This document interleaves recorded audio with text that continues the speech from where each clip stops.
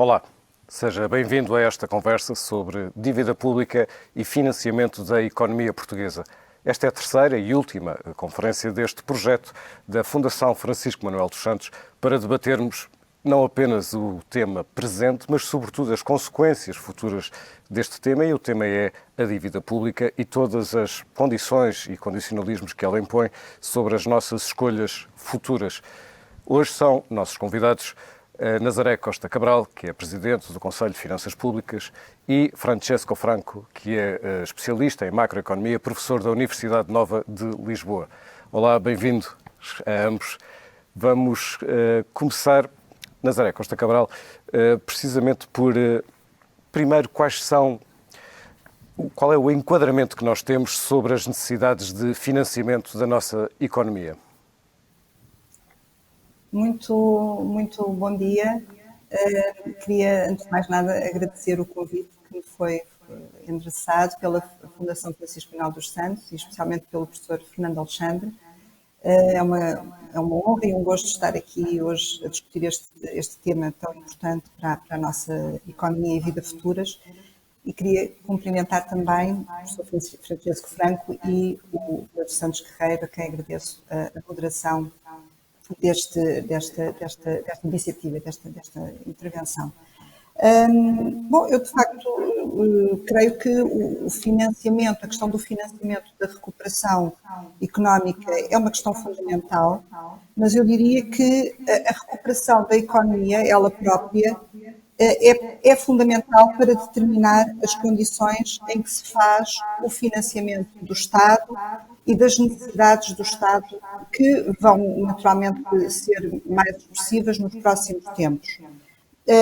Obviamente que a rapidez com que essa recuperação económica se faça é decisiva, pois daí resulta a capacidade das empresas, famílias, gerarem riqueza suficiente para alimentar a coleta de receita fiscal e contributiva que é necessária para fazer face à despesa pública e que neste momento já está a ser necessário realizar e que vai ser necessário realizar nos próximos tempos. No caso da despesa corrente, eu assinalaria a despesa com bens e serviços, nomeadamente na área do Serviço Nacional de Saúde e ainda com os subsídios de apoio às empresas e famílias que têm vindo a ser dados, a despesa com o pessoal, e fundamentalmente também aqui o Serviço Nacional de Saúde é uma área que pressiona fortemente esta componente de despesa, a despesa com prestações sociais, nomeadamente os chamados estabilizadores automáticos, especialmente o subsídio de desemprego, mas também outros apoios que eventualmente estejam ligados ao ciclo económico e que, naturalmente, vão sair reforçados. Depois, também o nível da despesa de capital. Aqui teremos desafios, com certeza, associados à despesa de investimento em infraestruturas diversas e ainda uma rúbrica que muitas vezes é pouco falada, mas que já está neste momento a ter uma importância assinalável, que é a rúbrica das outras despesas de capital, nomeadamente injeções que seja preciso fazer em entidades, empresas e desde logo aquelas que integram o perímetro das administrações públicas e que de facto também vão carecer desse reforço, dessa mesma injeção. Portanto, nós precisamos urgentemente que a recuperação económica se dê, portanto, ela é uma condição fundamental de financiamento de todas estas necessidades. Sabemos que, de facto, no curto prazo, não é isso que vai acontecer, porque a recessão é muito profunda, ela vai significar um impacto muito forte ao nível da coleta de receita fiscal e contributiva da Segurança Social e depois, obviamente, com as novas necessidades de despesa, teremos inevitavelmente déficits orçamentais. Portanto, o Conselho das Finanças Públicas publicou recentemente os seus cenários e estimamos que, efetivamente, no cenário de base, esse déficit esteja na ordem dos 6,5% do produto. Portanto, obviamente que no curto, médio prazo, o ressurgimento de déficits orçamentais terá, obviamente, implicações do ponto de vista daquilo que são as necessidades de financiamento líquido do Estado e que irão naturalmente pressionar a dívida pública portuguesa. o crescimento projetado para a dívida pública já no ano 2020 reflete justamente essa deterioração dos saldos orçamentais, mas também reflete outros fatores que concorrem para a dívida, ainda que não concorram para o déficit, como é o caso, por exemplo, da compra de ativos financeiros, de empréstimos que são concedidos a empresas e até mesmo empresas que não estão no perímetro das administrações públicas e que parece cada vez mais claro que vão necessitar de um apoio muito robusto por parte do Estado. Portanto, em suma, eu diria que, de facto, Portugal vai precisar de financiar a recuperação económica, neste momento não apenas através de receitas fiscais geradas, mas através do financiamento por terceiros e, portanto, teremos aqui, inevitavelmente, um aumento da dívida pública, como, aliás, as projeções mais recentes apontam justamente nesse sentido. Francesco, por causa da pandemia e de todo o impacto económico, as necessidades de financiamento dispararam. Mas a verdade é que Portugal já partia de uma base em que a dívida pública, embora estivesse a descer, ainda tinha um nível muito, muito elevado. E, portanto, há aqui uma inversão súbita, não é? Ao fim de vários anos em que a dívida pública estava, ou o seu peso no PIB estava a diminuir. O que é que esta inversão provoca, lá está, do ponto de vista das necessidades de financiamento? Pronto, effettivamente o ponto de partida da dívida portuguesa era 117% em 2019, que é um nível bastante alto.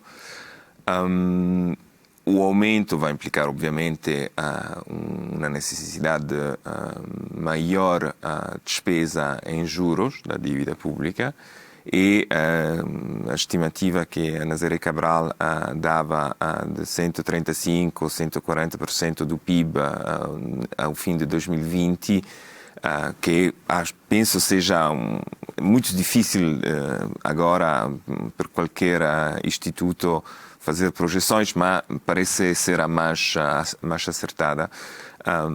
Vai pôr novamente potencialmente Portugal em uma posição de fragilidade no mercado da dívida soberana.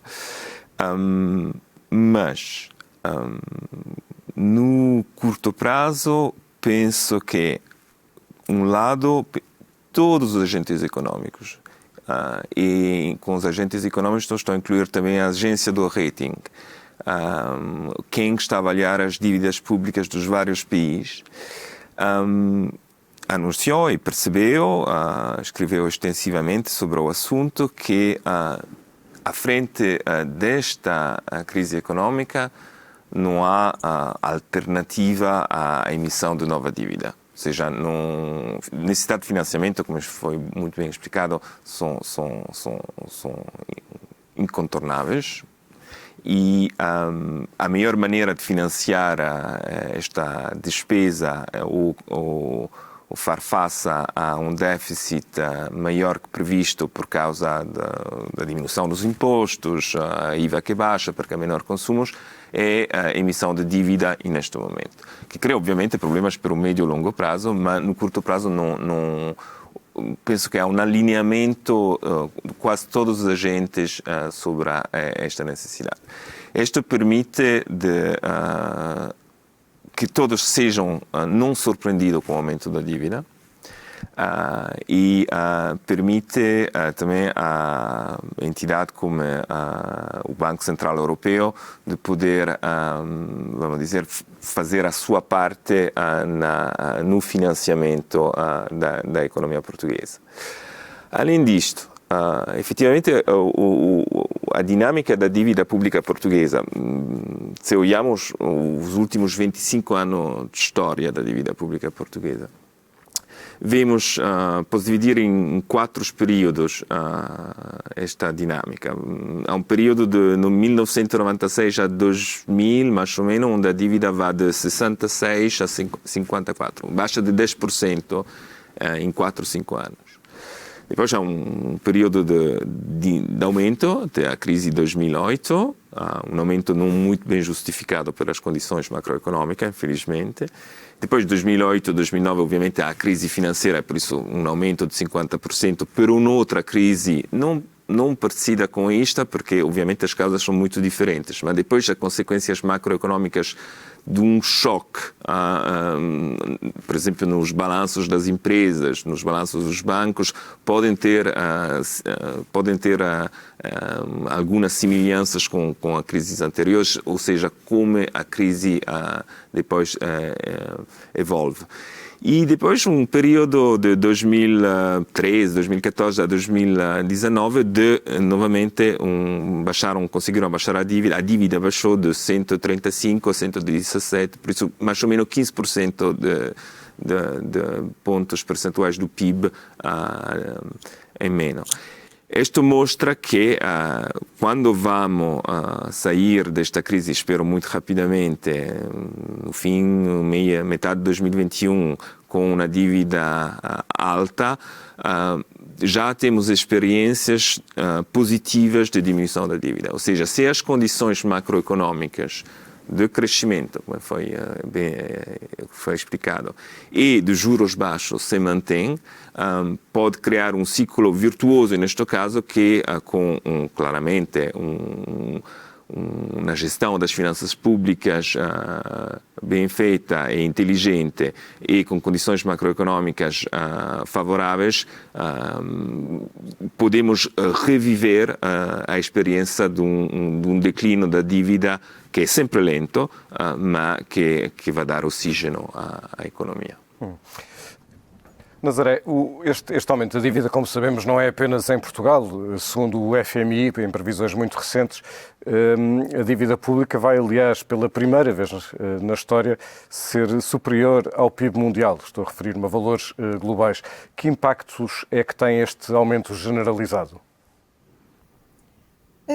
Bom, eu creio que, desde logo, temos que perguntar se o peso da dívida no produto, o aumento do peso da dívida no produto, de que forma é que ele pode levar a tensões nos mercados de dívida, de que forma é que ele, por exemplo, pode condicionar ou inibir até a própria capacidade de resposta que os países têm para fazer face aos efeitos da crise, apenas no curto, mas no médio prazo, desde logo, ou seja, de que forma é que a margem de manobra, o espaço orçamental que os países têm, pode ser de facto afetado pelo peso da própria dívida. E eu permito-me aqui recordar um estudo que foi feito precisamente na altura da crise das dívidas soberanas no seio do FMI, em 2010, em que os autores deste estudo definem a ideia de espaço orçamental relacionando-a com a dívida pública. E, para estes autores, o espaço orçamental é a diferença entre o nível de dívida existente num determinado momento e um nível que será um nível de tolerância dos mercados, a partir do qual, ultrapassado esse nível, os países deixam de ter condições de se financiar em termos suportáveis, em termos daquilo que seja suportável ou confortável, e, portanto, em última análise, deixam de ter acesso ao financiamento. Ora, e uma coisa curiosa que resulta deste estudo é que há vários fatores que contribuem para esse nível de tolerância. Um desses fatores é, desde logo, o peso inicial da dívida na relação com o produto, mas que há outros fatores que também são igualmente importantes. Desde logo, aquilo que é o comportamento histórico, o passado recente, em termos de comportamento orçamental, nomeadamente a capacidade que os países tiveram de evidenciar condutas e trajetórias de consolidação orçamental bem conseguidas, a capacidade que tiveram de melhorar, digamos assim, aquilo que é o seu próprio comportamento orçamental, os seus saldos orçamentais, designadamente ao nível dos saldos primários, o grau de credibilidade que desta forma foram obtendo e reforçando junto dos mercados financeiros, junto dos próprios investidores. Portanto, aquilo que estes autores explicam é que há vários fatores que condicionam esse nível de tolerância. Depois temos, obviamente, fatores que têm que ver com a própria dinâmica ou com a capacidade de recuperação económica, se estivermos a falar de uma situação subsequente a uma crise.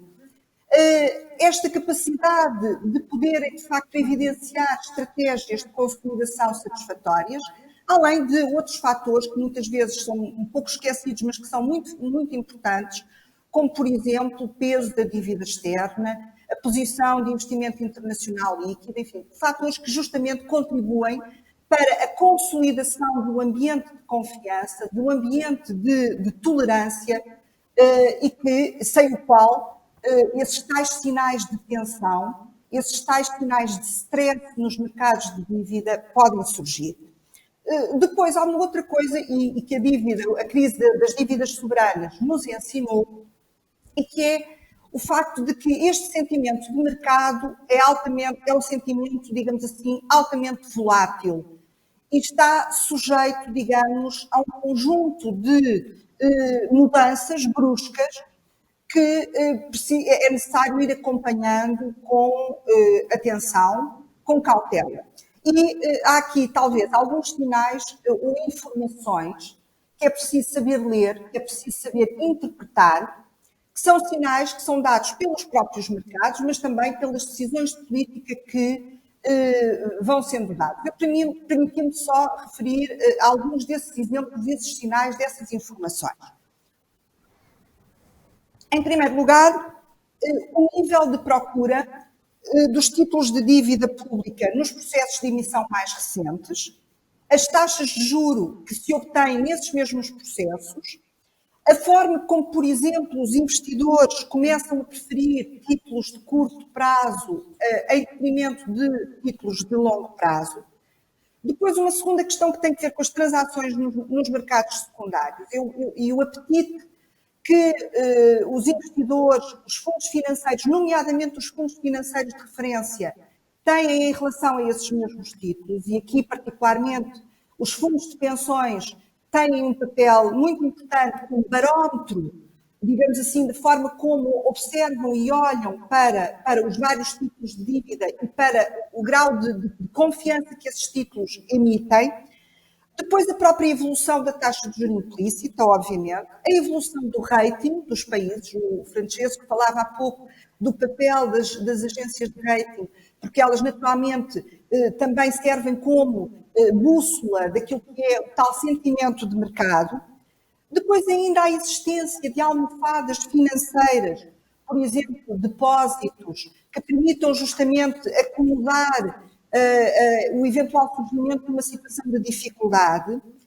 E, finalmente, o papel dos próprios bancos centrais. Não é? O facto de podermos ter políticas monetárias mais acomodatícias, nomeadamente políticas não convencionais, o papel que os bancos centrais têm tido, não apenas na Europa, mas no mundo, de compra de títulos de dívida, assumindo-se como verdadeiros compradores de última instância desses mesmos títulos, e obviamente que isso funciona sempre como um instrumento de acalmia dos mercados, contribuindo para a manutenção dos juros em níveis baixos, e, portanto, são estes sinais, digamos, a conjugação destes sinais, que nós devemos ir, no fundo, observando aquilo que é a leitura que os mercados fazem em cada momento da situação financeira de cada um dos países em geral. Essa lista que acabou de fazer, quer dos sinais importantes que são dados aos mercados, quer dos indicadores que são relevantes na formação ou na manutenção desse clima de confiança, que é absolutamente essencial na gestão da dívida de longo prazo. Em face disso, qual deve ser então a abordagem na gestão da dívida? Bom, no caso de Portugal, particularmente, eu creio que nós devemos, antes de mais nada, considerar que há aqui dois elementos de sinal contrário e que podem, de alguma maneira, influenciar o tal sentimento de mercado que falava há pouco.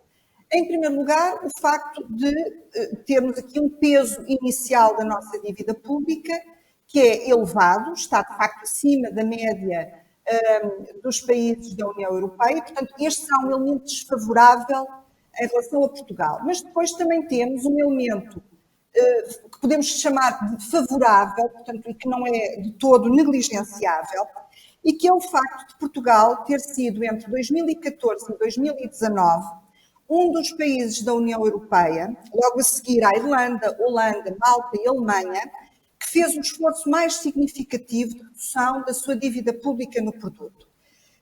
Portanto, considerando estes dois elementos de sinal contrário, eu concordo com aquilo que o Francesco há pouco disse, estou inteiramente de acordo, que vai ser preciso uma estratégia muito inteligente, mas também muito cautelosa de gestão para que, efetivamente, os elementos que são favoráveis prevaleçam sobre aqueles que são desfavoráveis. E eu creio que os responsáveis, desde logo os responsáveis políticos, devem ser capazes de passar a mensagem que neste momento é a mensagem que se impõe. E a par da ideia de que devemos rapidamente regressar a um crescimento económico, que deve ser um crescimento económico sustentável e que esse regresso se faz rapidamente, eu creio que tem que ser dado desde já, ou assumido desde já, um compromisso político que seja considerado credível em torno de um objetivo de reparação das nossas finanças públicas, de um regresso rápido aos excedentes primários, que, como há pouco vimos, têm uma importância muito grande do ponto de vista daquela que é a dinâmica da dívida pública, são um elemento fundamental nessa mesma dinâmica, que concorre para essa dinâmica, portanto, de que estamos naturalmente apostados a rapidamente regressar ou retomar uma trajetória que vinha sendo seguida de redução da dívida pública, uma trajetória descendente da dívida pública, e obviamente que estas mensagens vão exigir sinais concretos, portanto nós não podemos, as coisas não são só ditas, e portanto tem que ter respaldo em comportamentos concretos, em sinais concretos, que o país e desde logo o governo deve veicular. Em primeiro lugar, eu creio que há uma mensagem que tem que ser importante, que me parece que é importante e que está a ser cada vez mais notada, que é a questão de que estas medidas que agora foram adotadas, na sua maior parte, são medidas temporárias, são medidas excepcionais e que não existe aqui um risco de elas se tornarem medidas permanentes, ou seja, pressionando permanentemente as contas públicas portuguesas. Este é um primeiro sinal que me parece que tem que ser revelado. Depois há um segundo sinal muito importante, que é um sinal de previsibilidade e transparência. Ou seja, nós temos, designadamente, quer no plano macro, quer no plano orçamental, que obviamente que estamos num contexto de incerteza, mas, não obstante isso, a informação tem que ser veiculada. Os agentes económicos, as instituições externas, enfim, os atores relevantes nesta matéria têm que ter a clara noção de que o país revela com transparência a sua situação, de que revela com realismo e com verdade essa situação. E eu, a este respeito, o CFP, aliás, teve a oportunidade de o assinalar. Nós notamos que, por exemplo, o Programa de Estabilidade padeceu desse sinal de previsibilidade e de transparência. O orçamento suplementar também nos merece alguns reparos desse ponto de vista. E eu creio que isto não é desejável. Eu creio que é muito importante retomarmos uma prática que vinha sendo seguida, justamente de reforço dessa previsibilidade, dessa transparência, porque isso é um sinal, que é um bom sinal, que é bem interpretado pelos mercados, pelos agentes económicos no seu todo. Depois eu queria mencionar aqui um aspecto muito importante, é que fala-se muito agora da questão das ajudas financeiras que vêm do exterior, que nos vão ajudar na nossa recuperação económica. É um certo que elas terão um papel decisivo, mas há aqui uma outra mensagem que também não podemos deixar de passar, é que o trabalho de casa tem que ser um trabalho de casa nacional, antes de mais nada. Ou seja, nós temos que ser capazes de mostrar que temos uma estratégia clara de recuperação económica, baseada nas nossas próprias capacidades, naquilo que é o nosso potencial, naquilo que que é a nossa capacidade de inovação, naquilo que é a nossa capacidade de podermos, de facto, relançar esta dinâmica de crescimento sustentável em várias frentes. E, portanto, essa ideia de que tudo está dependente de fora não me parece que seja a estratégia adequada, antes pelo contrário, acentuando a responsabilidade nacional nesse processo. E, finalmente, relacionado com isto, também o de que não basta que venham apoios financeiros para que sejamos bem-sucedidos. É preciso garantir que a aplicação desses fundos seja feita de acordo com critérios económico-financeiros adequados, de que há uma racionalidade clara na utilização desses mesmos recursos, de que há mecanismos de acompanhamento, de verificação e de controlo, por forma a evitar situações de ineficiência, situações de desperdício, de uso indevido e até práticas de corrupção que muitas vezes surgem justamente quando, enfim, montantes de grande dimensão chegam às instituições e, portanto, esse tipo de risco tem que ser prevenido, tem que ser devidamente enquadrado e, portanto, aqui a componente institucional é uma componente muito, muito importante neste processo de recuperação. Portanto, em suma, eu diria que, efetivamente, temos desafios complexos, temos desafios difíceis, mas também, se houver, de facto, a tal estratégia inteligente, digamos, se formos capazes de seguir boas práticas nesta matéria, eu acredito que tenhamos condições para ultrapassar este momento tão difícil. Francesco, há pouco falava do curto prazo e do longo prazo, não é? E a gestão da dívida é sempre uma gestão tendo em conta a dinâmica de longo prazo. Um aspecto muito relevante que a Nazaré agora levantava é o facto de nós, neste momento, termos em preparação um quadro comunitário de suporte aos países, aos Estados-membros, mas a relação com os mercados financeiros é essencial e uma coisa não substitui a outra, não compensa a outra. Está otimista, tem uma visão otimista ou pessimista em função daquilo que nós já sabemos que é este quadro de apoio comunitário, mas também das necessidades que nós temos de relação permanente com os mercados financeiros? Bom, relativamente optimista, porque um ponto que a Nazaré estava a sublinhar extremamente importante é também o aspecto do financiamento da economia em todo, ou seja, não só do governo, da parte pública da economia, mas da economia privada também. E aqui Portugal não gastou a última crise, porque desde 2012 Portugal, pela primeira vez em 50 anos, passou a ter superávit da balança externa. Ou seja, pela primeira vez em 50, 60 anos de história, não de história republicana, de história de dados macroeconômicos sobre Portugal, Portugal não necessitou de financiamento externo para financiar a economia, em líquido. Okay? Por isso, os últimos 7 anos foram 7 anos de relativo equilíbrio externo de Portugal.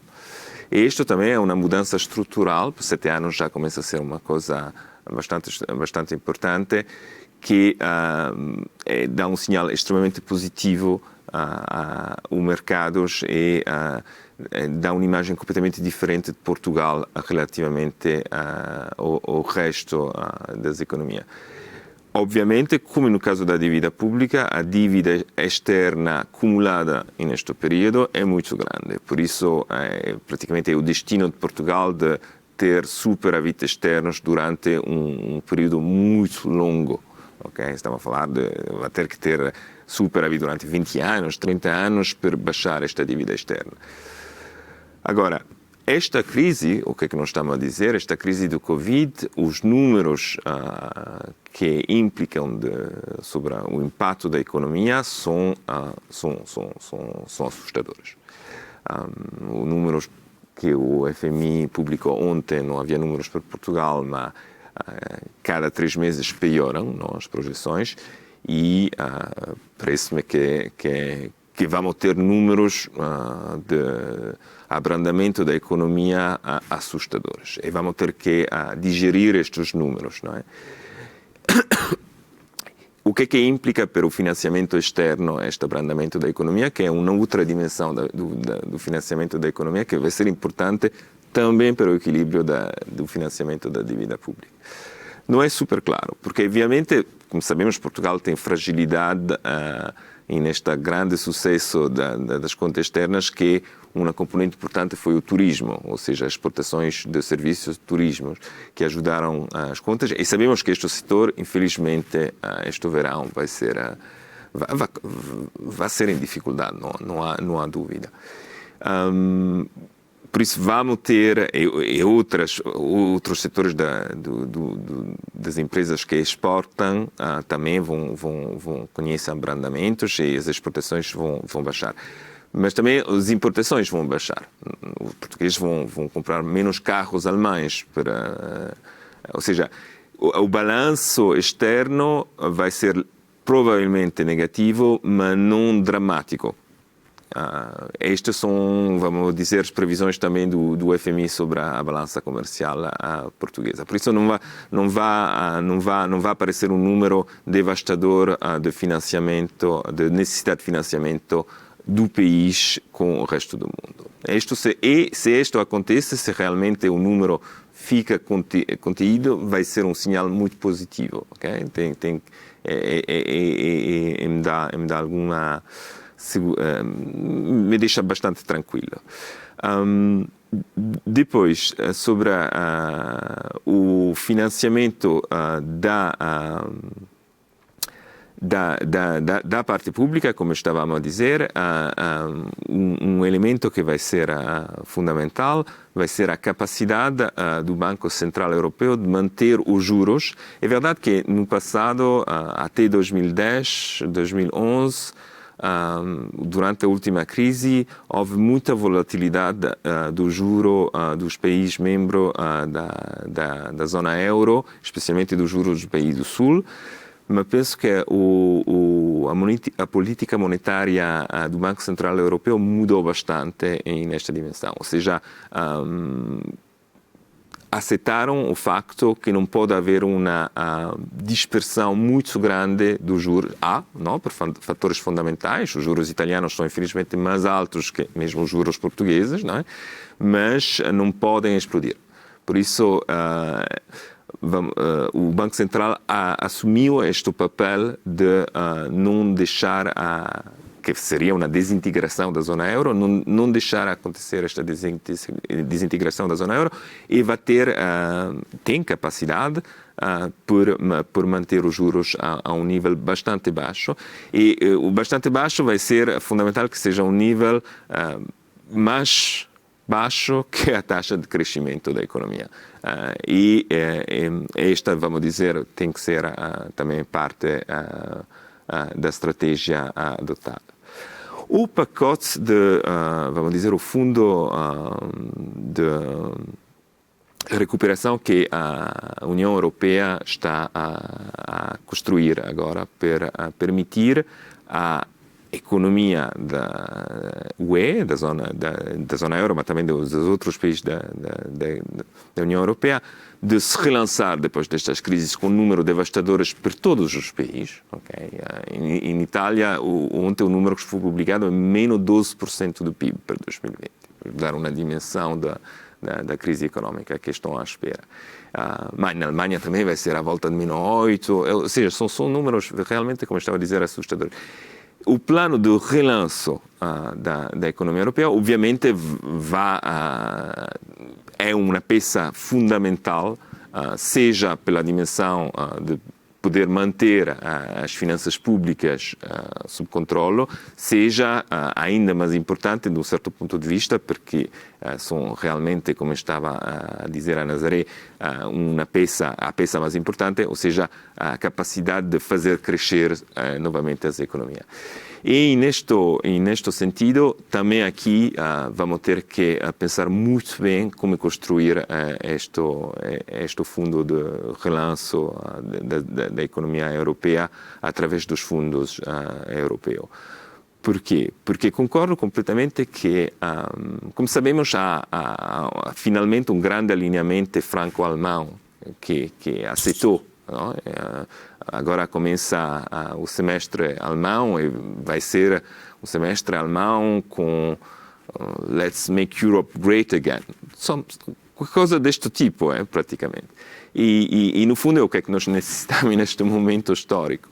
E há esta concórdia do motor europeu, novamente, mas sabemos que há alguns países que são muito suspeitos sobre a aplicação destes fundos, especialmente a ideia que, pela primeira vez, não vai ser somente fundos que correspondem às contribuições de cada país, mas vai haver grants, ou seja, vamos dar mais fundos aos países que necessitam mais fundos porque são em situação económica... Subvenções, portanto, a fonte... Subvenções. Isto é além do facto de emitir muita dívida europeia, o facto que haja subvenções é também uma outra peça extremamente... E para permitir a países como a Holanda e a Áustria e outros de aceitar isto, penso que nós, países do Sul, vamos ter que também aceitar o facto que haja controlo. Que haja... E eu não vejo nenhum estigma, francamente. E, francamente, não sei se a população ou se a opinião pública também vê um estigma, porque conhece bem os nossos países. Eu falo de Itália, mas Portugal também na mesma, vamos dizer, um pouco menos, felizmente. Como se gastam os fundos, não é? Que haja controle transparente que permita de realmente obter o máximo em termos de eficácia destes fundos, me parece realmente extremamente importante e seria a maneira de vender também este programa ao país que ainda agora tem muito suspeito sobre aceitar. Não é? Mas Francesco, uma das questões que dizia na gestão da dívida há uma equação conhecida que referiu há pouco, que é a taxa de crescimento do PIB ser superior à taxa de juros que se paga, e falava agora também dos impactos e das necessidades de crescimento da economia, etc. Mas há outros impactos que sabemos que existirão, que têm a ver com o pagamento desta dívida. Enfim, nós em Portugal temos muito o estigma, como dizia, da palavra austeridade, mas mesmo quando olhamos para o FMI e para os relatórios do FMI, aquilo de que o FMI fala, em geral, não se referindo especificamente a Portugal, é de aumentos de base fiscal, de cortes de despesa pública no futuro, ou seja, para o futuro, nós sabemos que vamos ter que, orçamentalmente, gerar espaço para pagar esta dívida e isso tem efeitos económicos. O que é que nós podemos esperar desse ponto de vista? Bom, o longo prazo tem uma dimensão bastante diferente. Porque, sim, efetivamente vamos ter que gerar recursos para pagar parte da dívida. A dívida vai se pagar um pouco com o crescimento, um pouco com a inflação, se um dia há inflação. E estou a falar da dívida que estamos a criar agora, que é importante, mas se pode conter. Depois há uma dimensão, vamos dizer, europeia, ou seja, estes fundos, a dívida que a Europa vai emitir também vai ter que ser paga, e aqui vamos ter que começar a pensar seriamente em impostos europeus, e há algumas sugestões que são interessantes ultimamente. E depois, o nível nacional, há uma questão de longo prazo que é separada, é diferente, mas é extremamente importante para a noção de financiamento da dívida pública. Ou seja, sabemos muito bem que há dinâmicas, praticamente as dinâmicas mais previsíveis na economia são as dinâmicas demográficas, okay? Porque demora muito tempo fazer filhos e sabemos que a gente vive até uma certa altura. Este elemento dinâmicas demográficas de Portugal, também em outros países é importante, vão ter consequências muito importantes sobre a equação, o equilíbrio das contas públicas e sobre a dinâmica da dívida e de como vamos ter que financiar este serviço da dívida. Separo esta conversa da conversa que tivemos até agora, porque é uma conversa super importante, porque os números são números que são de uma ordem de grandeza maior que a dívida que vamos acumular durante esta crise de Covid. Ou seja, quando se muda estruturalmente a economia, e a mudança da estrutura da população na economia é uma mudança estrutural, as consequências são permanentes. É um pouco como quando a Nazaré estava a dizer, felizmente as medidas que nós estamos a adotar, que o governo está a adotar neste momento, são medidas temporâneas, ou seja, não são gastos que entram permanentemente no déficit. Com as mudanças de longo prazo, são coisas que entram permanentemente no déficit. Okay? Por isso, se transforma em um problema muito mais complicado a resolver. Nazaré, o seu sublinhado na pergunta anterior em relação à percepção, à confiança dos mercados financeiros em relação a Portugal, não apenas em relação a Portugal, mas no caso que estamos a falar, Portugal, falou, por exemplo, das agências de rating. Nós em Portugal, mercê da evolução dos últimos anos, em que a dívida pública ia descendo, habituámos-nos a ter um acompanhamento pelas agências de rating mais benevolente do que antes. Neste momento está preocupada com a avaliação dos mercados internacionais e também das agências de rating e sobre as consequências que isso poderá ter do ponto de vista do aumento das taxas de juros em Portugal face a outros países, das chamadas, enfim, das yields? Bom, não estou, enfim, preocupada, não diria, estou expectante, não é? Estamos expectantes para saber que as próximas avaliações devem ser conhecidas por esta altura, enfim, durante o verão ainda.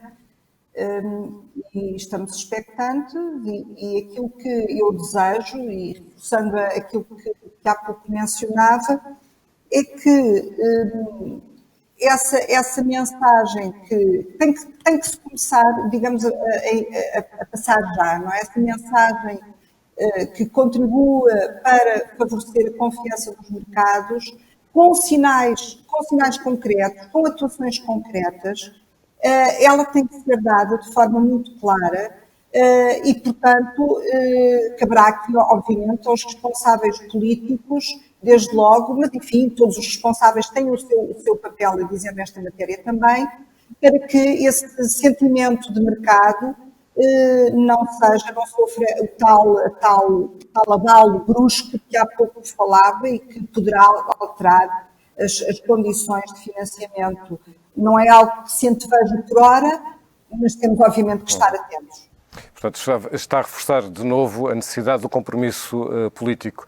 Eu recordo que na crise anterior, na crise das dívidas soberanas e no caso no resgate português, uma das questões muito importantes para essa percepção externa foi precisamente o compromisso político, quer do Governo, quer no próprio Parlamento, quer até naquela altura com forças de representação de trabalhadores, forças sindicais, e dos patrões também, que criaram essa percepção externa de que havia de facto um compromisso político alargado em Portugal. É desse tipo de compromisso que está a falar, não é? Portanto, alargado. Exatamente, sim, desde logo. E depois aquela questão que há pouco mencionava, de facto, de nós termos neste momento que sabemos que existem fatores de pressão sobre o Estado, nomeadamente sobre o chamado Estado Social de Bem-Estar, a nível da saúde, a nível da segurança social, mas eu creio que neste momento, enquanto a situação mais crítica não está resolvida, não estiver resolvida, essa ideia de que de facto estamos digamos, a realizar despesa, que é uma despesa excepcional, temporária, essa ideia tem que prevalecer, é muito importante que ela prevaleça, não é?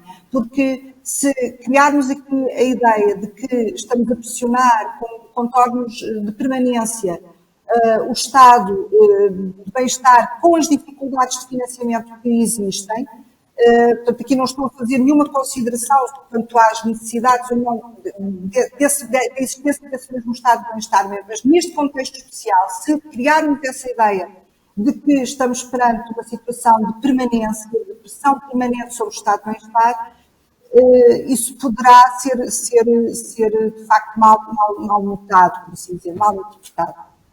Francesco.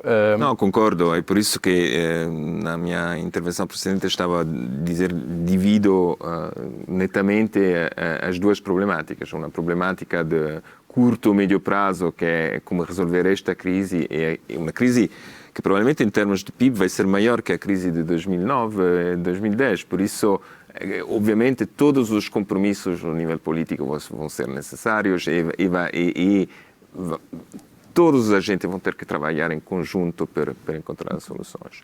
E sim, as respostas, como eu estava a dizer, não há dúvida que tem que se responder em praticamente todos os setores da economia com garantias. Todas as medidas que foram tomadas são de qualquer maneira justificadas, não é? Mas com este caráter de temporário também é extremamente importante. Por isso concordo absolutamente com o que a Nazaré estava a dizer. Sendo, Francesco, que é muito difícil, ainda por cima, fazer esta gestão numa fase em que não é apenas um país ou uma região da União Europeia e para mais onde há uma enorme incerteza, não é? Uma incerteza alargada e há países que têm dívidas que partem, como Portugal ou como Itália, que partem de um nível mais elevado de dívida pública e com recessões muito fortes este ano. Portanto, apesar do otimismo que há pouco falava sobre a resposta europeia, sobre a política monetária do Banco Central Europeu, há riscos de depois da percepção dos mercados levar a que, embora a Europa pareça estar unida, depois na prática haja uma separação de tratamento entre... Preocupação, obviamente, tenho. Sou otimista, mas preocupado. Não escondo isto. O que significa? Que, obviamente, vamos ter que pensar, os agentes que tomam estas decisões vão ter que encontrar os compromissos. A ajuda europeia, por acaso, a Itália está pior que Portugal, neste caso, não é? Portugal tem esta história dos últimos 5 ou 6 anos de uma dívida que baixa de 15 pontos percentuais do PIB. Felizmente, a Itália não tem. A dívida ficou flat, ficou ao mesmo nível que estava há 5 ou 6 anos atrás. Por isso, há uma demonstração de capacidade da gestão das finanças em Portugal, tive um crescimento maior também, isto ajudou, por isso uma conjuntura favorável também, mas que mostra uma experiência melhor do que aquela que, infelizmente, o meu país viveu nos últimos 5 anos. E neste caso, por Itália, vamos dizer, o plano europeu torna-se realmente crucial. Também por Portugal, mas torna-se realmente crucial. E o facto que pode ser utilizada dívida europeia para permitir de responder, pelo menos, a uma parte da resposta e não dívida italiana, é também uma peça muito importante. E que penso que seja aceita para todos os países que fazem parte da Europa, exatamente para poder manter a Europa unida e funcionante a nível de mercado e de união monetária. Mas, obviamente, todos vão ter que ter uma atitude extremamente responsável, extremamente lúcida sobre qual é esta a minha parte, vamos dizer, de preocupação, porque não quero ser ingênuo e pensar que, de repente, os atores políticos mudam, especialmente no meu país, mudam radicalmente de um dia ao outro e há esta capacidade. Espero que vão encontrar as forças para realmente tomar as decisões certas. Nazaré, o Conselho de Finanças Públicas foi criado na crise anterior, ou durante a crise anterior, mas foi criado precisamente para credibilizar, portanto, enquanto instituição independente, completamente independente, precisamente para credibilizar interna e externamente a avaliação que se faz sobre determinadas informações ou determinadas decisões políticas. E é isso que o Conselho de Finanças Públicas tem feito, e falo tipicamente em momentos como os de apresentação e avaliação de propostas de orçamento de Estado. Nós acabámos de ter em Portugal a apresentação do orçamento chamado suplementar, mas daqui a 3 meses vamos estar muito perto já da apresentação do orçamento para o próximo ano. Enfim, não lhe vou perguntar o que é que o orçamento para o próximo ano deve ter, obviamente não é esse o papel do Conselho de Finanças Públicas, mas sabendo nós que esse será um documento essencial também na credibilização, portanto, não apenas na aplicação de políticas internas, mas também na credibilização externa e, portanto, da importância que isso tem para os mercados financeiros. Quais são os indicadores ou os sinais que futuros orçamentos, começando por este do próximo ano, que futuros orçamentos devem conter? Bom, eu creio que, desde logo, o orçamento deve refletir a própria dinâmica económica. E se nós conseguirmos que no próximo ano se comece a notar de forma já muito efetiva que há uma recuperação da cobrança de receita fiscal e de receita contributiva para a Segurança Social, e, portanto, aqui não estou a admitir que haja aumento de medidas de política que levem, por exemplo, à criação de novos impostos ou de novas iniciativas nesse sentido, mas se, pela simples dinâmica económica, se conseguir que efetivamente comece a haver sinais claros de recuperação económica, traduzidas de facto no melhor comportamento da receita fiscal e contributiva, isso seria obviamente um aspecto desejável. Depois há uma questão muito importante que é do lado da despesa, e volto a insistir neste ponto, que é de nós aproveitarmos este momento, que é um momento de crise, em que o nosso espaço orçamental, de certa forma, também aparece um bocadinho mais condicionado, para procurarmos introduzir melhorias naquilo que é a gestão da despesa pública. Há áreas que têm que ser repensadas e que têm que ser analisadas com muita cautela. Uma área que nos está a pressionar bastante é a área da saúde. Nós não podemos, obviamente isso parece-me claro, que há necessidade de fazer investimento em recursos humanos, em meios técnicos, em infraestruturas na área da saúde. Essas necessidades parecem claras. Agora, tem que se fazer, de facto, uma análise e uma avaliação muito criteriosa de exatamente o que é que vai ser preciso fazer na saúde, não é? A saúde, e há pouco o Francesco mencionava a questão do envelhecimento demográfico. E a própria crise pandémica reitera justamente isso mesmo. Ou seja, as pessoas mais idosas são as pessoas também mais vulneráveis à necessidade de cuidados de saúde, especialmente nesta crise, mas em geral. Portanto, são elas também que pressionam muito os gastos em saúde e, por conseguinte, nós temos que fazer uma análise também muito clara do que é que queremos fazer em termos de medicina, em termos de cuidados de saúde, em termos de medicina, uma maior aposta, por exemplo, na medicina preventiva, porque ela também é um fator de poupança da despesa. Portanto, há aqui uma reflexão, eu aqui atrevo mesmo a dizer, uma reforma estrutural que é preciso fazer na área da saúde para que esta pressão que resulta do envelhecimento, das tecnologias, agora da crise pandémica e de outras crises do mesmo tipo que possam surgir, não se arrisquem, de facto, a fazer colapsar o próprio Estado, porque o Estado tem que ter capacidade para alimentar essas necessidades.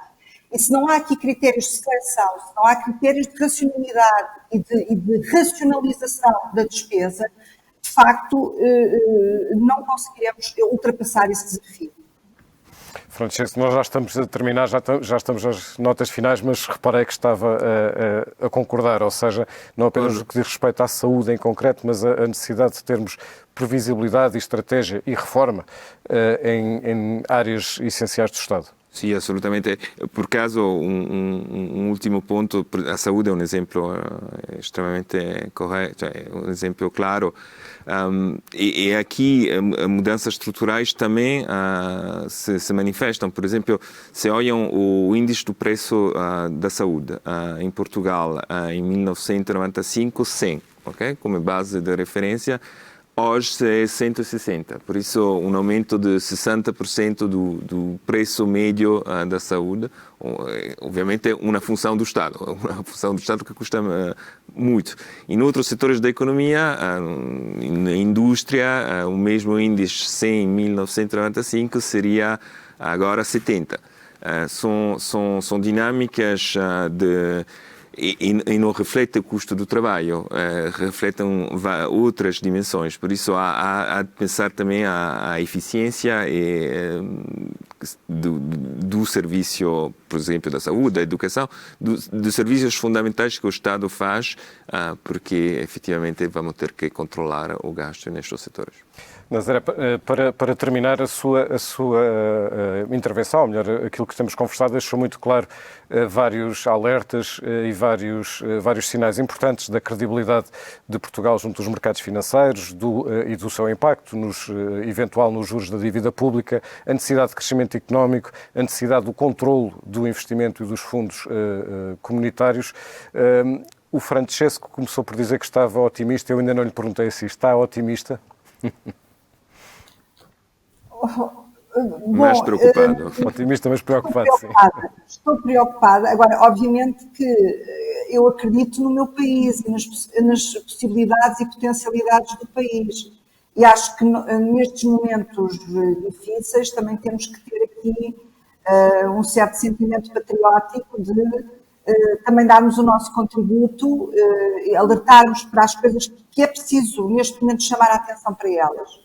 Elas são muito sérias, mas, como eu digo, até aprendendo com alguns erros do passado, se formos capazes de ter agora uma abordagem diferente, uma estratégia diferente, digamos assim, seguirmos aquilo que são boas práticas naquilo que é, sobretudo na realização da despesa pública, isso parece-me muito importante, e naquilo que é a utilização dos recursos em prol da economia e do país, eu creio que podemos ultrapassar esta crise. Vai ser difícil, de facto, não quero esconder isto vai ser um processo muito difícil, até porventura doloroso, porque ainda não sabemos a totalidade das consequências que vão advir daqui, do ponto de vista económico e até do ponto de vista social.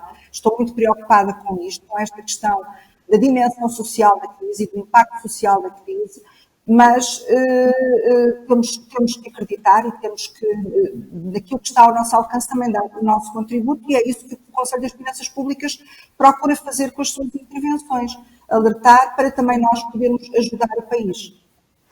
Nazaré Costa Cabral, Francesco Franco, muito obrigado pela vossa presença nesta nossa conferência.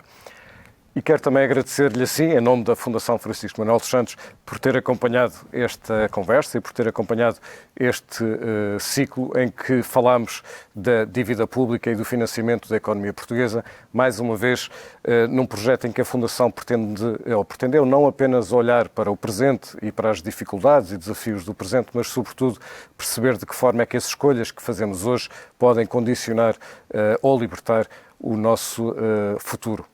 Muito obrigado.